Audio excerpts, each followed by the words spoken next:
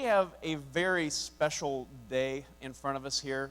We have a guest with us who's come all the way from Haiti to join us. Her name is Tonya Crossroads. And to set this up, I feel like we need to go back to February, where God opened the doors for us to go down to Haiti and just check things out. And it was while we were down there in February that the group of us that went met Darren and Tonya Crossroads, and they are the work and witness coordinators for the Church of the Nazarene down there. They're the people who make everything happen for groups like ours who come from America and Canada to come down and serve the people in Haiti. And so we hit it off and had a great time. I was very impressed with the heart that they had for Haiti and what God was doing in Haiti. And so in May, we went back to scout things out because we were serious about forming a partnership with them that was long-term and making an impact in Haiti. And when we went down in Haiti to Haiti in May, we were able to take some video footage, and I think we've shown this one a couple times, but just to make sure we're all on the same page, I'd like everybody to check out this 1-minute clip of what we saw in Haiti that just broke our hearts and made it very clear that God wanted us to go down there. Check out this video clip. Hey, this is a school that we've come upon just outside of a town called Hinch in Haiti. It took a motorcycle ride on a dirt path to get back here, and here we found the school. And when you think of a school in Haiti, you think, well, how many kids could there possibly be? What are they learning? Well, let's go check it out. Let's go see what we have in here. Bonsoir! That's what that looks like, 250 children in this building getting ready for their education. This is the mission in front of us. This is how we can make a difference in Haiti. I mean, a picture's worth 1,000 words, right? And this is the mission that we have in front of us, partnering with the Northeast District in Haiti. Well, Darren and Tonya have been instrumental in setting this partnership up for us, and we are blessed to have her with us today. But before I invite her to the stage and welcome her, I need you to be aware of something. Tonya will be speaking to us despite a very bad handicap that she has. Tonya is from Canada, okay? So when she says words like about or house, it's going to come out like about or house.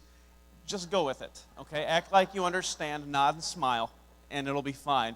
I love what God is doing using Darren and Tonya, and I love the heart that she has for Haiti. Would you welcome her this morning with a great Crossroads welcome?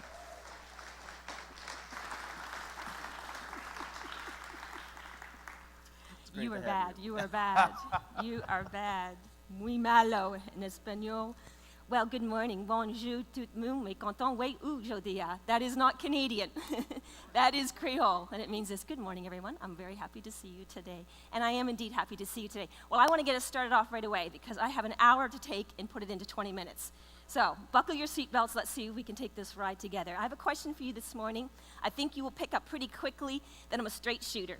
And so I'm going to be really upfront and honest with you, what I have to share with you today, but I want you to do the same for me. So I'm going to ask you a question. I have one or two of you, maybe three of you, give me the answer to my question. Here's my question. My question is this. When you think of Haiti, what is one word that comes to mind when you think of the country of Haiti and the people of Haiti? You can yell it out for me.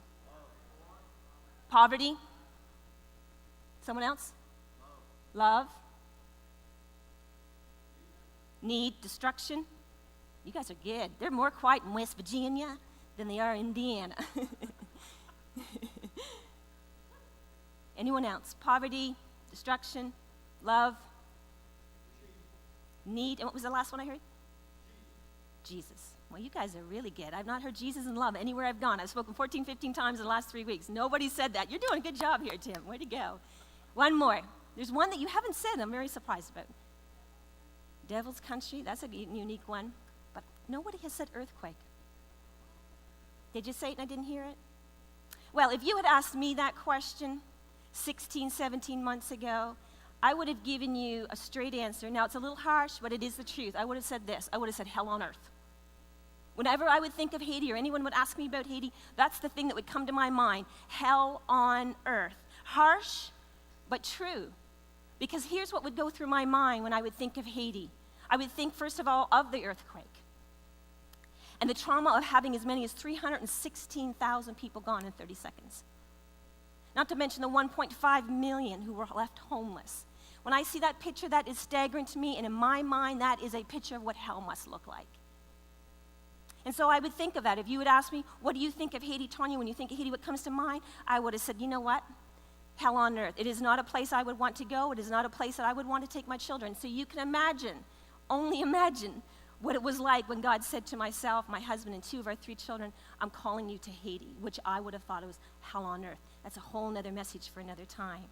Then, of course, I considered the number of orphans in Haiti. Before the earthquake, they tell us that there was 380,000 children who were orphaned or abandoned in Haiti. Well, after the earthquake, that number just about doubled to 750,000 orphaned or abandoned children. Then, of course, I had in my mind the Helly's picture. Usually the first word I heard, and I think I heard it from Crossroads here as well this morning, first word I hear about Haiti is poverty. And the reality is that poverty is running rampant in Haiti. I happen to know that Haiti is the poorest country in the Western Hemisphere. The average income for a Haitian is between $200 and $400 US a year. 3 to 4 Haitians earn less than $2 US a day. The lack of accessibility to quality education and health care absolutely fueled my mind that Haiti was hell on earth. See, poverty affects the Haitians in just about every area of their lives, in the area of housing and nutrition and infant mortality rates. Even the environment is impacted by their poverty. Education is impacted. Over 50% of Haiti's population is of school age, and the literacy rate is less than 50%. The access to clean water is pitiful. Pitiful. Little to none. Less than half that population has access to clean drinking water. The sanitation systems are absolutely atrocious. So poor nutrition, inadequate healthcare services all contribute to Haiti being at the very bottom of the World Bank's of health indicators. HIV/AIDS is off the charts, much like many of the countries in the world, but Haiti happens to have one of the highest rates of HIV/AIDS in the Caribbean. As a matter of fact, 5,000 Haitian babies are born HIV positive in Haiti a year.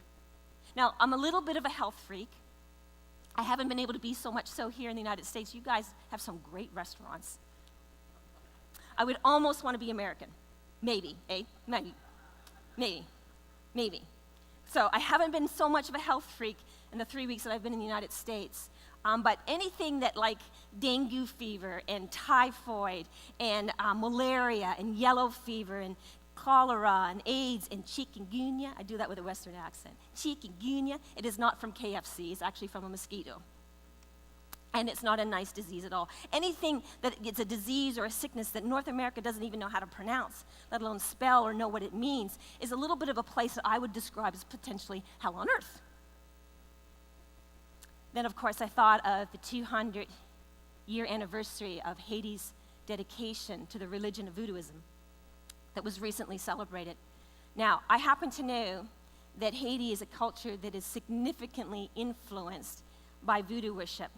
For example, I happen to know that the Day of the Dead is still considered in Haiti as a holiday. It's a celebration, it's a festival, it's a national holiday, so that means the government closes, the banks close, the schools close, so that everybody can participate in this 3-4 day festival.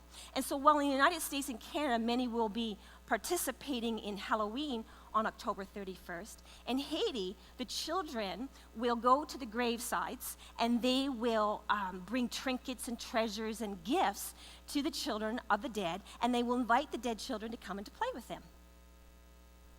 On November 1st, it's the adults that will go to the graveyard. You're seeing a picture on the screen now of one of the graveyard celebrations.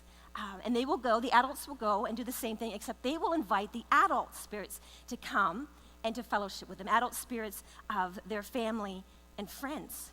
On November 2nd, it's called All Souls Day, and families will go, whole families, adults and children, will go to the graveyard, and they will fill up the festival with the flowers of the dead, which are said to be marigolds. And they'll have drums, and they'll dress up in different colors like white, black, and purple, which are said to be the colors of the dead. And they will go before a cross in the graveyard, and they will summon up the spirits to come and to celebrate with them. Sometimes the Haitians, throughout those several days of celebration, you will see them paint their face in white, maybe white flour, and again, that represents the celebration of the dead. Sometimes they will have half their face white, and sometimes they'll have the other half that they will darken black. Again, openly worshiping dead spirits, to me, sounds a little bit like hell on earth. It's not something that I'm really that excited about. There's my about. I picked that up. I got it. When we were in Costa Rica, we were missionaries in Costa Rica for a period of time before we were moved to Haiti. And I happened to see a documentary on Haiti. Now, this was before I even know we were heading that way. And I remember as I watched the 60-minute, 90-minute documentary, there was a word that they kept us using over and over and over again as they spoke about Haiti. And it was a word that I've not heard used in Canada. I've not heard it come from an American. The only place I've heard it is in the scriptures. And the word was lawlessness. Over and over and over again, the reporter kept using this word, lawlessness. Well, the truth and reality is that in 2012, Haiti was ranked the 10th most corrupt country in the world. Port-au-Prince happens to be, which is the capital of Haiti, the 4th most dangerous city in the world. Okay, here's what's going through my head, guys. Hell on earth. I mean, that's the honest, harsh truth of where my heart was 16, 17 months ago. But what I didn't understand then, that I'm now starting to understand, is that Christ does his best work in some of the least likely places. That's worth celebrating. God does his best work in some of the worst places. See, I've come to realize that I wasn't really looking at Haiti through the right lens. I was giving attention to Satan's advertisement of his activities in this little Caribbean island. And because I was focused on his kingdom and what he was accomplishing, I wasn't able to see clearly what God was doing. There's truth to that, no matter where we are, isn't it? It was affecting my attitude because I wasn't really seeing Haiti through the eyes of Christ. Well, the reality is Haiti is poor. I have personally seen its poverty. For example, 85% of our Nazarene pastors in over 650 churches on 11 districts, which is soon to be 12, our pastors live in extreme poverty. You're looking on the screen now of 2 of our parsonages. Believe it or not, that's actually better than most and many. We have some pastors who have no homes whatsoever. Some of them live in coconut leaves, which is the next picture. This is another parsonage.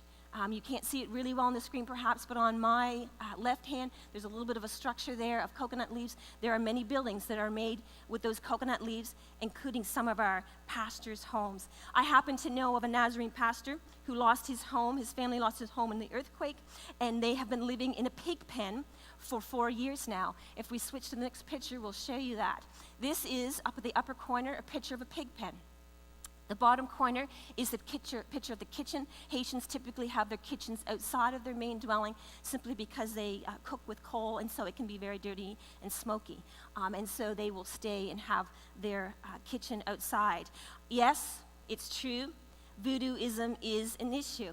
It's considered to be a significant part of the Haitian life. It was actually told to me by a Nazarene Haitian pastor that Haiti is 70% Catholic, 30% Protestant, and 100% voodoo. Let your mind wrap around that for a minute. It's true the level of education is minimal. When we had the opportunity to take Pastor Tim and Pastor Mark and Pastor James, as well as our Haitian sensation, Mark, to Hinchy, I hope you're here this morning. We were able to take them to Hinchy, and I remember Mark saying, not Pastor Mark, but our Haitian sensation, say to the children in that room of 250 or so children, if they could answer, whoever could answer the question, what is the capital city of their country, he would give them $20. Now, I just told you 3 out of 4 Haitians make $2 or less than $2 a day, so you can imagine what $20 was like for them. But you know what? It's kind of like what happens in other churches I've been in, probably not Crossroads Community Church of the Nazarene, but in other churches, you know, when the pastor says, is there any testimonies, and there's like a holy hush that goes across. Now, I'm sure it doesn't happen here, but it certainly happens in places I've been. Well, there was a hush, which was kind of weird if you ask me. They didn't know the capital of their country. It would be like your students or your children being asked, what is the capital of your state, and them not knowing it. And so I don't know if the pastors realize this, but I hid behind the Haitian sensation and kind of tried to mouth to the kids in the front, Port-au-Prince, Port-au-Prince, Port-au-Prince. Well, I think one little girl finally heard me, and with a little tiny voice, she spoke up and said, Port-au-Prince. She got her $20, which is pretty cool. But what wasn't so cool is this was a place where there was education, and the children didn't know the capital of their own country. The healthcare structure is seriously limited. There are diseases there that are serious and life-threatening. My own children have been dealing with the chikungunya, parasites, and some other skin fungus of some sort. I mean, this is the reality of Haiti. And it may seem like it's hell on earth, but when heaven comes down and encounters hell, things really begin to happen. Exciting things really begin to happen. It's about focus. It's all about focus. And I'm learning that God does his best work in some of the least likely places. And he tells me I need to keep my eyes open so I can see what he wants to show me. Keep my ears clear so I can hear what his Spirit wants to teach me in a place that some have called a country of lawlessness. What an awesome thing to celebrate the power of God in one of the poorest places on the earth, in the poorest country in the Western Hemisphere. For example, I need to celebrate that the Church of the Nazarene is growing in Haiti. It's growing. We are actually, it would seem, living out the book of Acts in Haiti. And one of the least likely places, it would seem to me. I'm going to run through this quickly. I wish we had more time, but let me give you a snapshot of what's happening through the Jesus film in Haiti. In 2011, Haiti had 11 Jesus film teams that would go out to parts of Haiti and show the film. They would invite people to receive Christ as Savior. Then they would begin to disciple them and mentor them and move them into membership of the Church of the Nazarene. They would have what's called a preaching point, which is like the gestation period of a birth church, an organized church. And so in 2011, we had 11 such Jesus film teams. By the end of February 2014, we had 37. In all of 2013, through the Jesus film, we had 2,442 decisions for Christ. By the end of February of 2014, we already had 834. In 2013, just through the Jesus film alone, we had 388 new members of the Church of the Nazarene. By the end of February 2014, we had 400. Are you keeping up with me? Well, 2013, we had 221 preaching points, pre-birthed organized churches. By the end of February, beginning of March of 2014, we had 143. In 2013, through the Church of the Nazarene, with the Jesus film, we had 28 newly planted Church of the Nazarene, completely organized. By the end of February 2014, we already had 22. So here's the deal. I'm coming to the United States. I thought I really should check in to see. We're working witness. We don't work directly in the area of Jesus film, although we do have teams that show them when we are doing construction. But I really wanted to see what are the numbers now? What's happening since March? I want to give our American folks the up-to-date information. And so I started to ask around. I eventually reached the region, the field, the region, and the global church because I was really questioning the numbers that were coming back. I thought, really? These can't be right. And so I went and said, these numbers are right? They said, Tonya, these are coming out of the global church. The numbers are right. And so I said, I don't know. And they said, well, listen, if you need explanation, go to the field representative. And so that's what I did. I went off to Pastor Frank Cal, and I said, are these numbers right? He said, no, they're not right. And I thought, I knew that. I knew they weren't right. But he didn't tell me why they weren't right. He just told me he'll get me the correct numbers before I leave for the United States, and sure enough, he did that. But what he did not explain is the reason why the numbers were not right. It's not because they added a few extra numbers at the end. It's because I didn't have the 1 month. I didn't have August. I had to the end of July. And he wanted to make sure I had the hottest numbers to give to Crossroads Community Church of Nazarene. And so are you ready? Here we go. Here we go. In 2013, there was 2,442 decisions for Christ. By the end of July of 2014, just from January to July, there was over 7,700 and some decisions for Christ. Now, Pastor, I thought they added a few extra numbers there. Because if you remember, in February, the decisions for Christ were 834. Well, no, there wasn't extra numbers. The reason that he said they were wrong is because there's actually 10,654 decisions for Christ.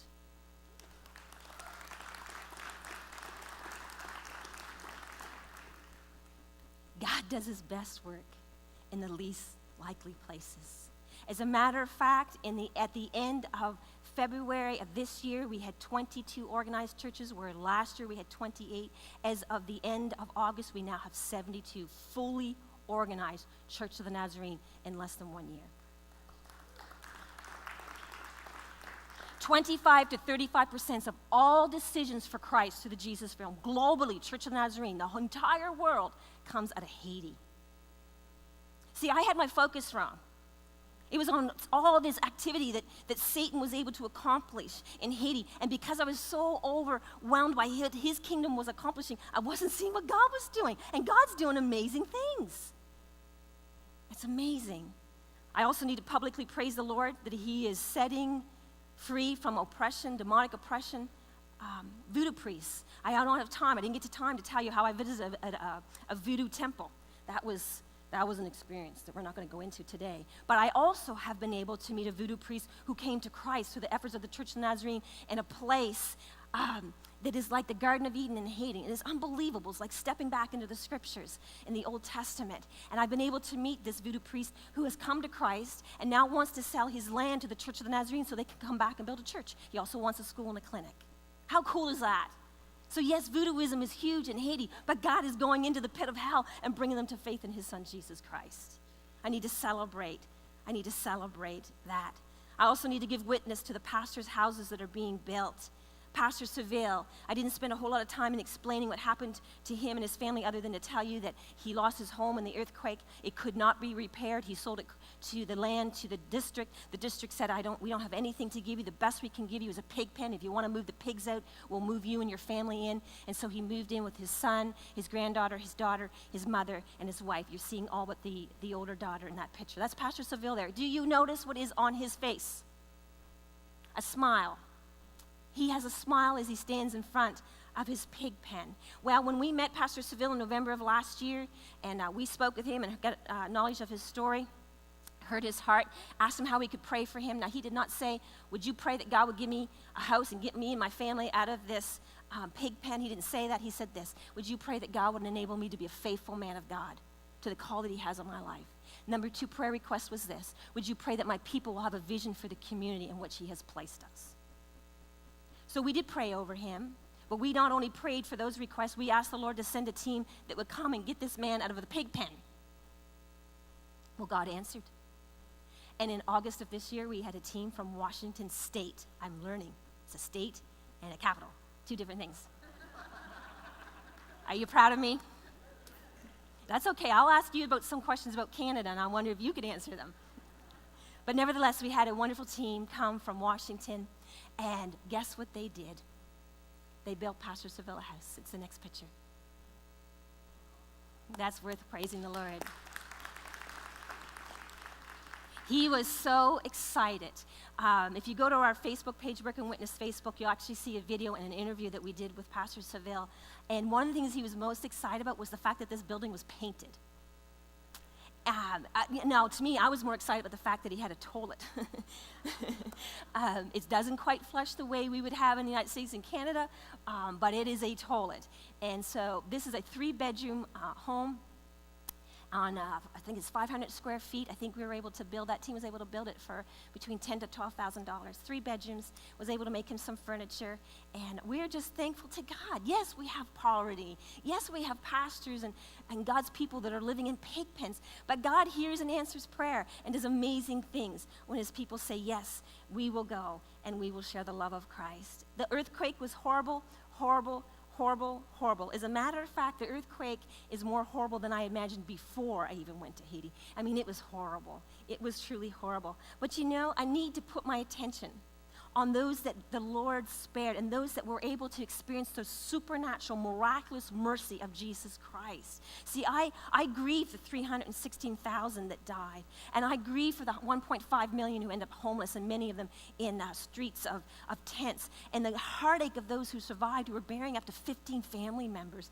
I mean, that's tough stuff, and I don't take away from that, but I was so focused on that I wasn't even in a position to even hear the stories and testimonies of people who survived and the things that God did.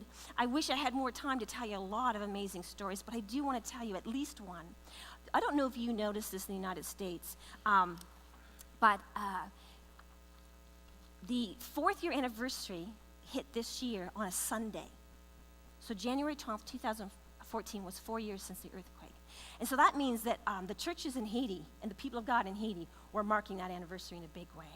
And so the church that we attend, we came in the back. You come in through the back. There's a platform here. And as we entered into the sanctuary, on the platform was young men missing limbs, praising God, causing the people of God to enter into a place of praise as they stood there missing maybe 1 or 2 different limbs. Wow. I mean, that'll mess you up. Then we had a young lady go to the platform and give her testimony, a young Haitian girl, 21 years old. Now, in the earthquake, at the time of the earthquake, she would have been maybe her last year of high school. The earthquake hit between 4 and 5 o'clock in the afternoon, which actually spared many, many lives because many were already starting to leave work and leave school. And so she left school, she went home. She said to her mother, I feel like I need to go to my friend's house today in order to do my homework. That was unusual. Wasn't a close friend, wasn't something she normally did, but she just had this urge that that's something she needed to do. Her mother said, fine. She went off to the friend's house. She went up to the upper level balcony and out on a chair. And she was sitting on a chair doing her homework. She heard a voice say to her, get up and walk away from the chair. Now, this is how spiritual I am. I would have thought, did I eat too much pizza? Well, I need to get some sleep. And if I had done that, I would have been dead. Because she no sooner heard it and obeyed the voice of God than she heard something happen in a corruption, and she turned around. There was the chair, and that area completely gone. The earthquake had just hit. Well, now, I would probably go numb, shock, pass out. This young lady, what she did, she began to sing out to the Lord, God of the City by Chris Tomlin, worshiping in the midst of the earthquake. She made her way eventually down out of the building, and as she came out on the street of the place where she was at, this vehicle went by, this truck, and it had children that were missing. They were coated in blood and dirt and missing various portions of their body, and all she talked about was the screaming of all the people around her just in horror. But as she ended her testimony in praise of what God had done on her behalf, she began to sing out, God of the City. Well, I cannot describe to you, I do not have the human capability to describe to you what it was like to have 350 people rise in a roar, lifting up their hands and proclaiming that God still had great things to do in Haiti. And that he was going to be the God of the very city that 316,000 people died in. That's powerful. That's changing. But see, I get so focused on the 316 and the horror that I'm not able to have a heart to hear what God has done and continues to do. That's just one of many, many stories. Well, there's another story. Yes, I believed, again, that Haiti was hell on earth, but I wasn't aware of all that the Lord was doing through the Church of the Nazarene. Not only with the Jesus film, but I wasn't aware of the Haiti Hot Lunch program, where thousands of children are fed a hot meal 2 to 3 times a week. I didn't know about the Haiti Water Project, an amazing project. For $1, a Haitian can have clean water for a year. $1. I wasn't aware of the Nazarene Compassionate Ministries child sponsorship, where 192 children, mostly pastors' children thus far, are able to receive medical care, education, and food. That's awesome. I didn't know that. I didn't know about the 70 schools where we have children being educated. I didn't know about the 90 students who are trained at our Nazarene Seminary to be pastors and preachers and missionaries and evangelists. I wasn't aware of the 5 medical clinics that we have in the Church of the Nazarene, where people are not only receiving medical care, but spiritual care. And it's absolutely transforming.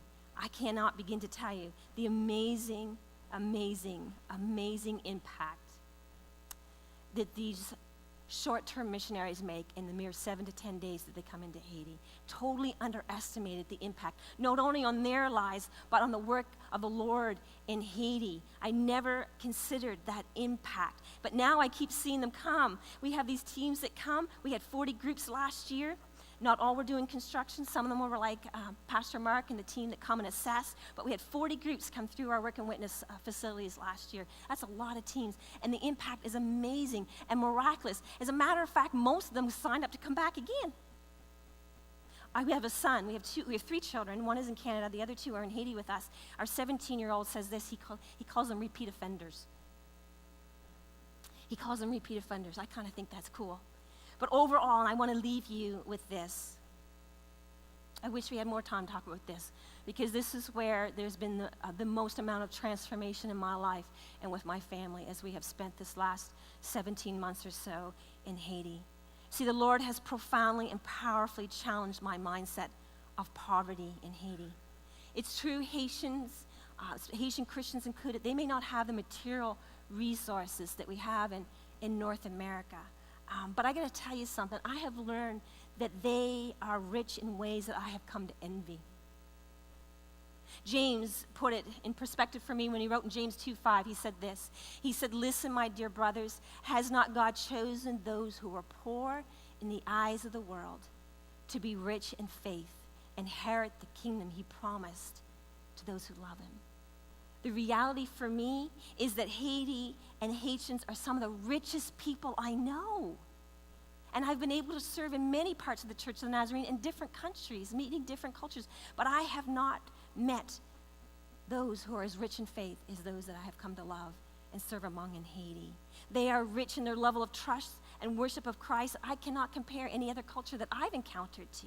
They are rich in knowing, this is what's one of the things that's most amazing to me, they are rich in knowing how to steward suffering, to make it work for their good and for the glory of God and for the blessing and benefit of others. Not just surviving suffering, but actually thriving, not because of it, but not just be in spite of it, but because of it. It's the most amazing thing to witness. It's almost like Jesus with skin on, moving all around you. It is profound and it is transforming. It's amazing. You know, I love how they love the Lord their God with all their heart, mind, soul, and strength, and they put it in practice in ways that are humbling. The poorest of the poor sharing freely with thanksgiving, with joy, with gratitude, that they are able to help someone else. If they have one shirt, and this is true, if they have one shirt and you need it, they'll give it to you.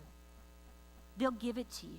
If they have one bottle of pop, well, this has happened with some of our teens, they have one bottle of pop to share with a crowd of kids, and so they give it to the one child. What does the one child do?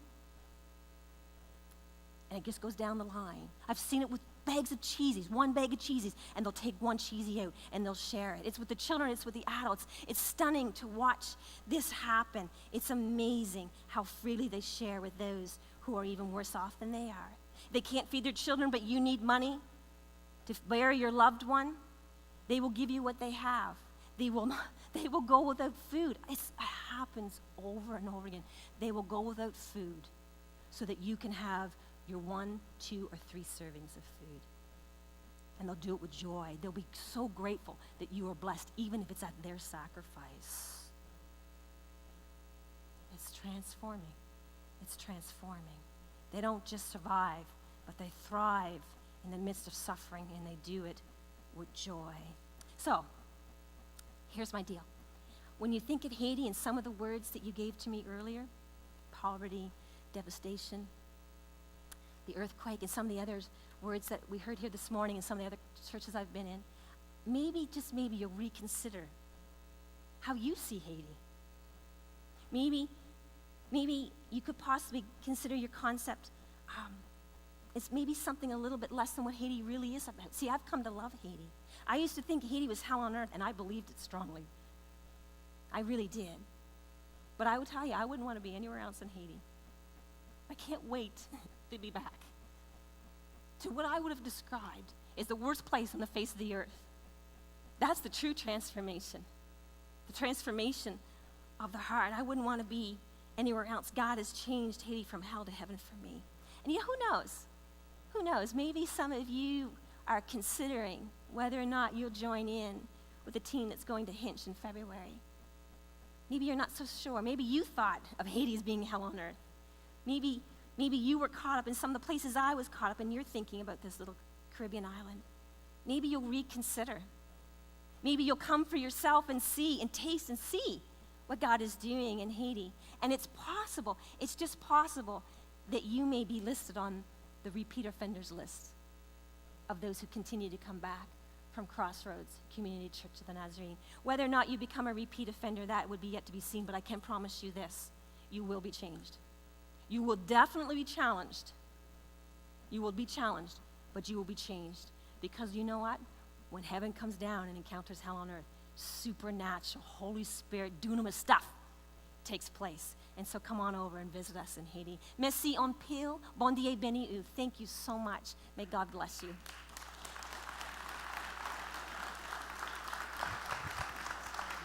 Okay. I think you can see a little bit of excitement that comes off of Tonya when it comes to this conversation and this talking point. Having been to Haiti twice, even just for a couple days, I can speak to the fact that just seeing this stuff brings it to life. And I'm just excited about not only the change that we can impact in Haiti and help these people out who just need these buildings and homes so desperately, but the change that it will have on our lives when we go down there. It transforms us too and makes our faith come alive, realizing that God is working and transforming lives. I just want to encourage you, if you're thinking about this trip to Haiti, there's applications out at the Welcome Center. Those are due November 9th, which is unfortunately coming up very soon, because that means it's going to be wintertime very soon as well. But I encourage you, grab the application packet and pray about going on this trip and joining us, because I believe it'll change your life as well as those that we impact. Tonya, I'd like to pray a prayer blessing over you and what you're doing. You're heading back to Haiti tomorrow. Diving back, getting ready to see Team already Darren. there. We have a That's team good already time. there and another one on Friday. That's awesome. So you're going right back into it. Hitting it. Yeah, full systems go. We just want to pray a prayer Thank blessing you. over you and just continue to see God's blessing in his Praise work God. and To what's God be happening the there in glory. Haiti, Amen. all right? Let's pray together. God, we thank you so much, again, for who you are and for how much you love us. No matter if we're here in the United States or if we're in Port-au-Prince. God, we're your children and you love us. Thank you, Jesus. God, I thank you for what you're doing in Haiti. I thank you that thousands of people are coming to know you. God, would you bless Darren and Tonya as they continue to do your work there? God, would you continue to do miraculous and amazing things where people had given up hope, God, where people had labeled it hell on earth. God, would you continue to move, to transform lives, to bring people to knowledge of you. May your mercy and your love and your grace abound. God, we pray a special prayer for Darren and Tonya. Bless them in every step of the way. Be with their family. Be with their children. Keep them safe and in the center of your will, God, and keep using them in a great and mighty way. God, we give these things to you today. We pray this in your holy name. Amen. Merci.